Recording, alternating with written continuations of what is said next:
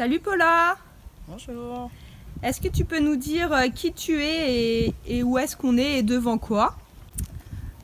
Merci. Donc je suis Paula, je suis enseignante et nous avons investi avec mon mari dans une tiny house il y a 1 an à peu près. Super. Donc en Île-de-France? Oui, exactement. Nous sommes dans le 95 à Aubonne. Oui, dans la même ville que moi. Je te propose qu'on visite. Oui, bah allons-y, c'est parti.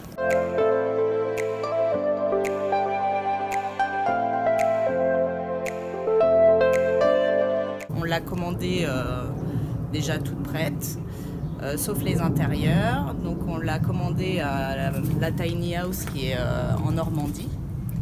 Donc ils ont mis à peu près 1 an à nous la faire. Et donc on a choisi le modèle Grandville pour s'adapter un peu aux maisons qui sont autour. Et on avait le choix de la taille, du modèle et de l'aménagement intérieur. Ok. Du coup, elle fait combien de mètres? Elle fait 6 mètres de long. Donc le bardage est en red cedar, tout ce qui est fenêtres et portes c'est en aluminium et le toit est en tôle. Super. Plus la petite différence avec le peuplier pour lui donner un petit style. Donc quand on l'a reçu vide, juste avec la salle de bain et la mezzanine. Et tout l'aménagement, c'est nous qui l'avons fait faire. Donc on a fait faire la cuisine, l'escalier aussi, parce qu'on avait pris sans escalier. Et après, on a aménagé avec un clic-clac au niveau du salon, la télé, et puis toute une cuisine comme dans un appartement. Au niveau de la salle de bain, on a demandé, c'est un sanibroyeur. On n'a pas les toilettes sèches. Souvent dans les tiny, ce sont des toilettes sèches. Ouais.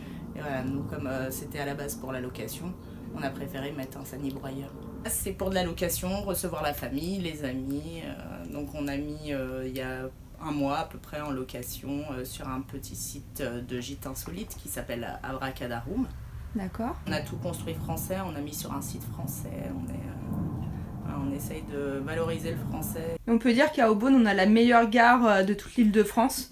C'est ça, l'avantage, c'est notre avantage, c'est ça, c'est qu'on est près de tout. Donc autant de la forêt que de tout ce qui est campagne, ville, on est super bien placé quoi. Donc évidemment, on a tout mis, hein, on a mis les assiettes, les casseroles, tout ça, pour pouvoir faire à manger, pour être autonome. Ok. Voilà. Et puis il y a même une petite hotte aspirante. Il y a une VMC ici et on a aussi au-dessus là-bas. Alors là, donc, ce sont les toilettes dont je parlais, avec donc le sanibroyeur. On a la chaudière, le chauffe-eau qui est là. Au gaz? Oui, au gaz. D'accord. Exactement. Parce qu'on a les bouteilles de gaz dans Le coffre devant? Voilà, exactement. Donc on a la douche qui est très spacieuse. Ça, les gens sont étonnés quand ils viennent. Je crois que c'est 90 sur 90. Et puis après, là-haut, on a... Ah, va falloir que tu montres comment tu fais pour monter un escalier à pas japonais, je crois. Alors, l'avantage, c'est qu'il faut être droitier. Les gauchers, ils sont un petit peu embêtés, mais ça le fait quand même. Hein. Il faut juste qu'ils réfléchissent quand ils commencent. Et donc, on commence par les pas. Voilà, on suit les pas. Et là, on arrive à la mezzanine. On fait un peu attention à sa tête. Là, on a mis les casiers pour faire le garde-corps. D'accord. Donc comme ça permet de faire passer la lumière avec un lit normal 140.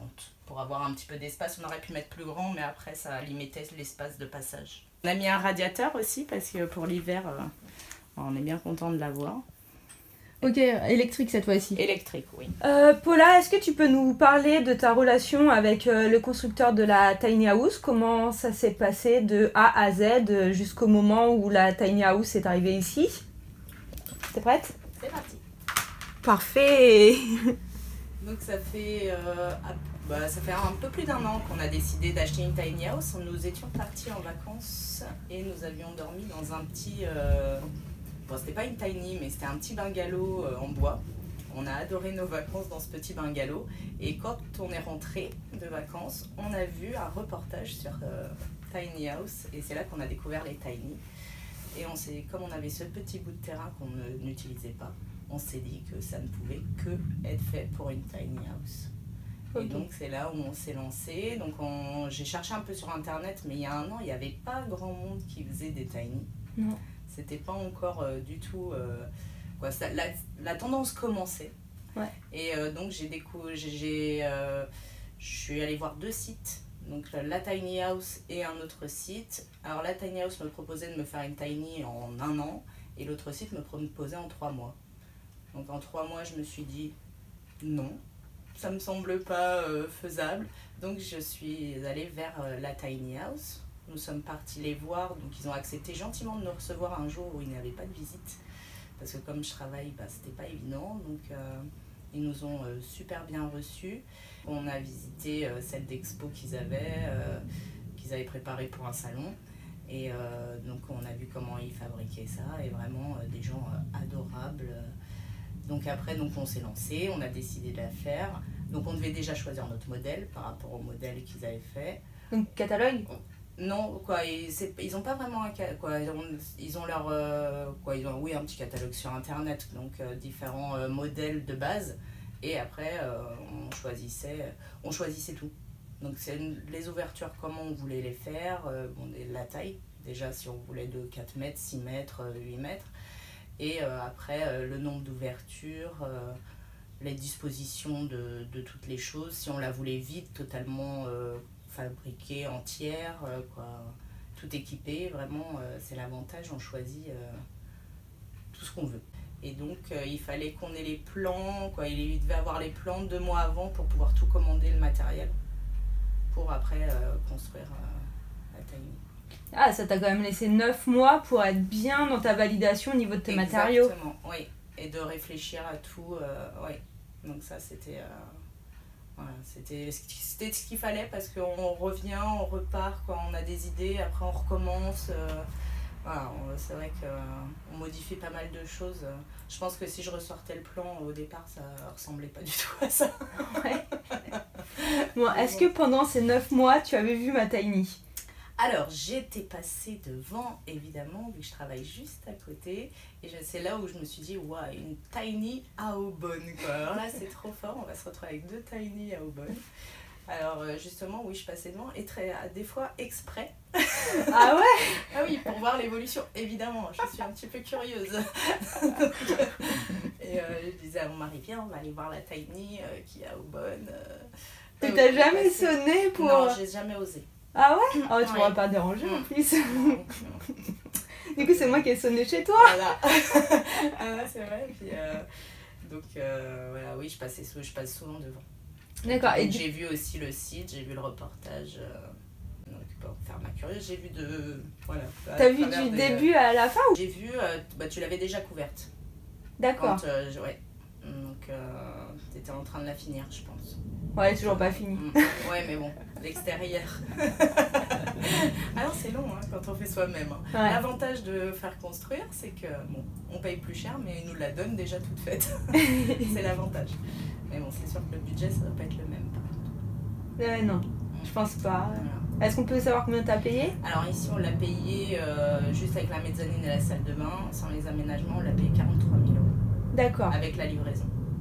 Ok, donc c'est l'entreprise elle-même qui l'a ramené ici. Voilà, exactement. Donc on avait le choix aussi d'aller la chercher, mais on n'avait pas le permis BE, donc...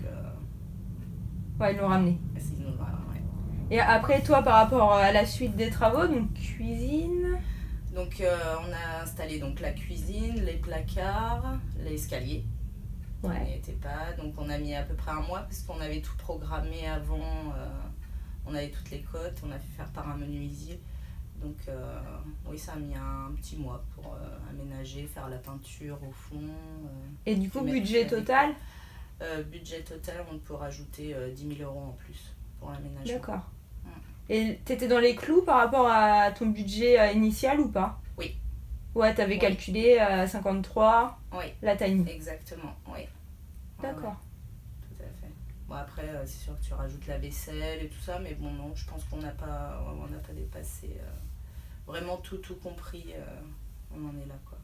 Ok. Donc, c'est un budget, mais bon, c'est beaucoup moins cher qu'un studio. L'avantage, c'est qu'il n'y a pas de frais de notaire. Ouais. Quand on achète une tiny, ça c'est bien.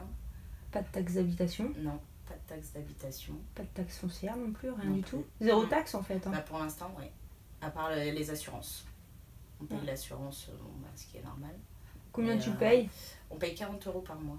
D'accord. L'assurance. Et c'est qui l'assureur? Là, c'est Alliance. Alliance, d'accord. Alors Paula, on va parler de la législation. Comment on fait pour installer une tiny house? Quelles sont les démarches que tu as entrepris vis-à-vis du maire? Ah, le lancer, il déchire. Comme ça. Alors, c'est la partie la plus compliquée de la tiny house, c'est la législation, car c'est encore assez moderne, assez neuf en France, et il n'y a pas de texte spécial tiny house dans la législation d'aujourd'hui, donc ça dépend dans quelle case on met la tiny house. Il y en a qui mettent ça dans les habitations légères de loisirs, d'autres qui la classent dans les résidences démontables, d'autres qui classent ça comme une caravane, donc c'est très compliqué.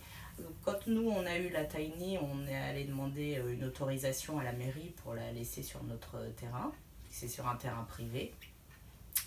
Alors au départ, il n'y avait aucun souci, et après ils se sont rendus compte qu'il y avait un petit problème, parce qu'ils n'ont pas classé, comme nous on l'avait classé comme résidence démontable, donc ils n'étaient pas d'accord avec notre projet, ils nous ont refusé le projet, et après la personne de la mairie est venue le voir, quand même, parce qu'on lui a demandé de venir voir pour trouver une solution, donc elle nous a proposé aucune solution, et donc on a fait appel au collectif Tiny House sur internet pour nous aider à trouver une solution, et c'est là où on a trouvé les textes de loi qui étaient plus adaptés à la tiny, donc comme résidence démontable sur une remorque. Okay. Et j'ai présenté à la mairie ces textes de loi qui dépendent de la loi Allure, et depuis je croise les doigts, je n'ai plus de nouvelles. Je sais pas si vous dire ça. Voilà. Donc, ils te laissent tranquille, quoi. Ils t'ont oublié. Exactement, ils m'ont oublié. Ok. J'espère qu'ils ne se rappelleront pas. Ne me regardez pas. Voilà, c'est ça. Je suis pas assez connue pour ça. Bon, on n'embête personne, quoi. Tous nos voisins nous ont même dit s'il faut faire une pétition, on fera une pétition, on adore votre maison. Ouais, non, vraiment, on a été très surpris du soutien des voisins. Et ça, c'est super. Ok. Hop là. Bon, là, on habite dans la même ville. Du coup, je vais donner mon expérience aussi, tant qu'à faire. Donc moi, j'ai rien dit à personne. Et jusque-là, personne ne me dit rien. Donc tout va bien. C'est ce qu'on aurait dû faire. Vivons heureux, vivons cachés, je pense. Paula, je te laisse le mot de la fin. Tu dis ce que tu veux. Déjà, je te remercie d'être venu voir notre tiny. Ouais, 1 kilomètre. Voilà, mais il fallait le faire quand même, il fallait nous trouver. Donc voilà, j'invite les gens à venir vivre une nouvelle expérience, venir nous voir et visiter notre tiny, passer un bon moment au milieu de la campagne dans la ville. Super, merci beaucoup. Merci à toi. Tu veux pas rajouter que c'est ton petit bébé? Oui, c'est mon petit bébé, c'est notre grand coup de cœur. Merci, à bientôt. Merci.